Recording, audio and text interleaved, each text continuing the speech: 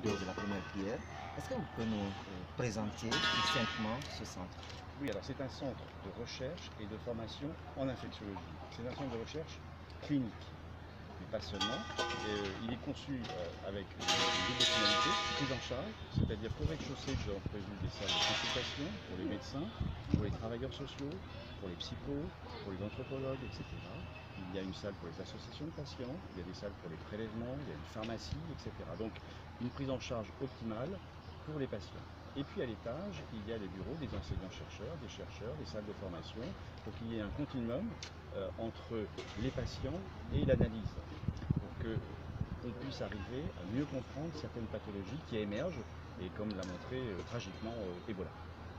Alors la particularité de ce centre? La particularité de ce centre, c'est l'intégration entre la prise en charge et l'analyse. Par exemple, je reprends l'histoire d'Ebola. Vous savez, ça a été dramatique pour le pays, mais si la mortalité est autour de 60-70%, il y avait des centaines de survivants.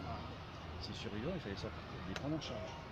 Les prendre en charge et comprendre ce qu'ils avaient, puisque certains présentaient des séquelles. Donc, si en même temps on n'analyse pas les séquelles, on ne comprend pas le syndrome post-Ebola. De quoi souffraient ces patients? De douleurs articulaires, de céphalées, quelle était la fréquence, comment ça évoluait, comment il fallait les traiter, etc. Vous voyez ce que je veux dire?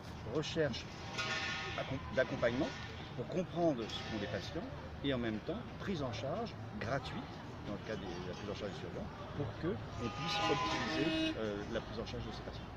Donc dans la durée, il peut positionner la Guinée dans la lutte de n'importe quelle épidémie. Oui, alors c'est ça. Le post-Ebola, c'est individuel, bien sûr, actuellement les survivants, mais dans le futur, vous avez de nouveau une épidémie émergente, et bien tout de suite, vous avez un outil où vous pouvez analyser les manifestations cliniques, et analyser le comportement des patients, voir si c'est grave, si c'est pas grave, etc.